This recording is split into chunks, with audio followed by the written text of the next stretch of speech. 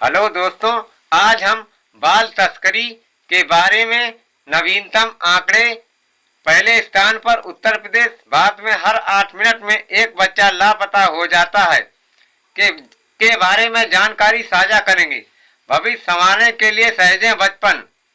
भारत में हर 8 मिनट में एक बच्चे के लापता होने और उसके बाल तस्करी का शिकार होने का रुझान चिंताजनक है। किसी देश के लिए बच्चे उसकी सबसे बड़ी पूंजी होते हैं। बच्चे ही देश का भविष्य तय करते हैं, इसलिए उनका संरक्षण राष्ट्र के लिए सर्वोपरि होना चाहिए।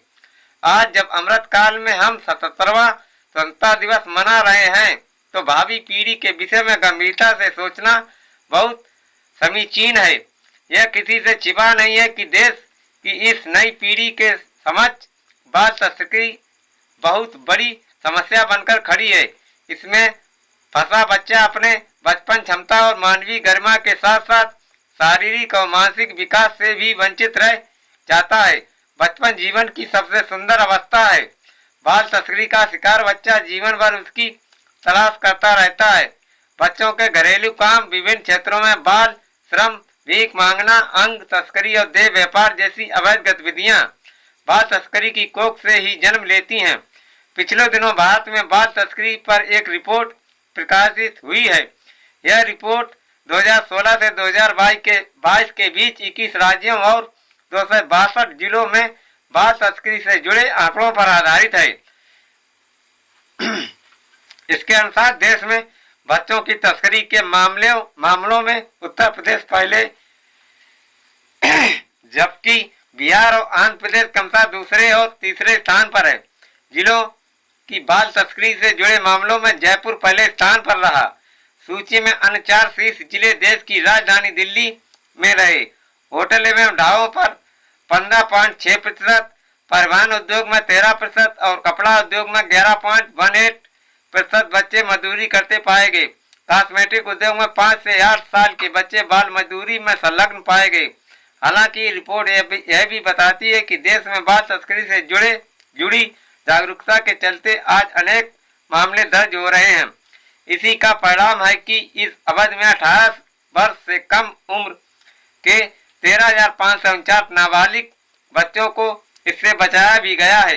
यहाँ लड़कियों और महिलाओं के गायब होने से जुड़ी राष्ट्रीय अपराध रिकॉर्ड ब्यूरो की हालिया रिपोर्ट भी उल्लेखनीय है।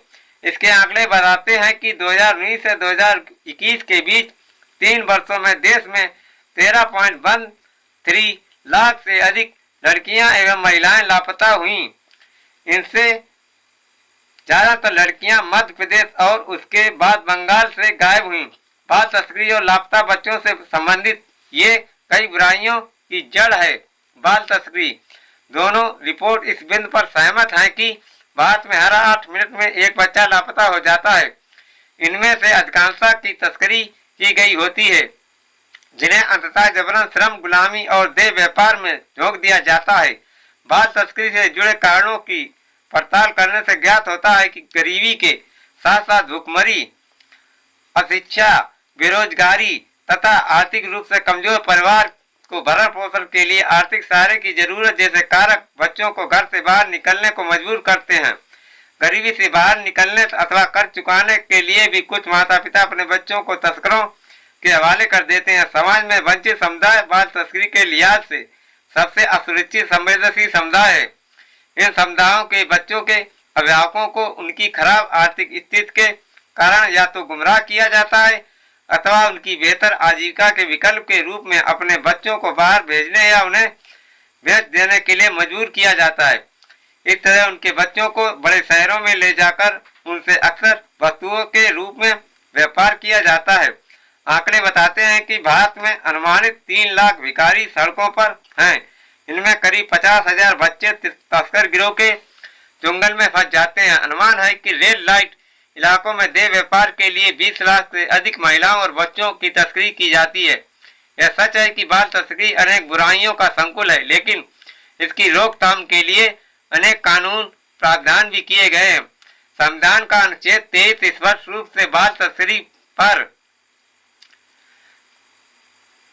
प्रतिबंध लगाता है। इसी के साथ अनैतिक व्यापार रोकथाम अधिनियम 1986 बाल विवाह निषेध अधिनियम 2006, बाल श्रम निषेध संशोधन अधिनियम 2016, बंधुआ मजदूरी प्रणाली उन्मूलन अधिनियम 1976, किशोर न्याय अधिनियम, बच्चों की देखभाल एवं संरक्षण 2015, यौन अपराधों से बच्चों का संरक्षण अधिनियम 2012 पॉक्सो प्रमुख हैं।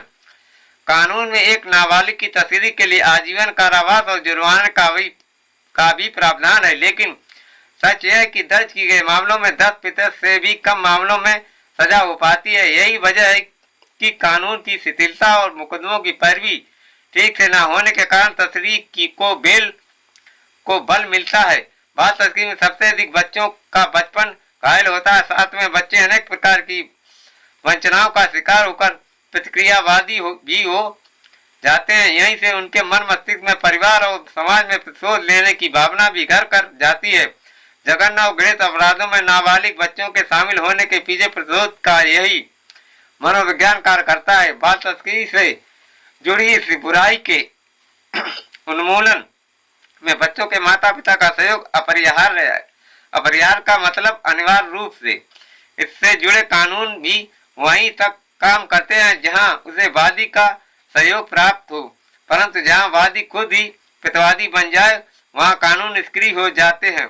तस्करी जैसी बुराई को बल मिलता है। अब यह उत्तरदायी समाज और बल हित से जुड़ी संस्थाओं का है कि वे पारस्परिक सहयोग के साथ इस बाल तस्करी को समूह नष्ट करने में अपनी प्रतिबद्धता दोहराएं और बाल तस्करी से ग्रस्त बच्चों के पुनर्वासन में अपना सहयोग प्रदान करें। लेखक उत्तर प्रदेश बाल अधिकार संरक्षण आयोग के निवर्तमान अध्यक्ष डॉक्टर विशेष गुप्ता। प्लीज मेरा channel like, subscribe, comment and share करें। धन्यवाद।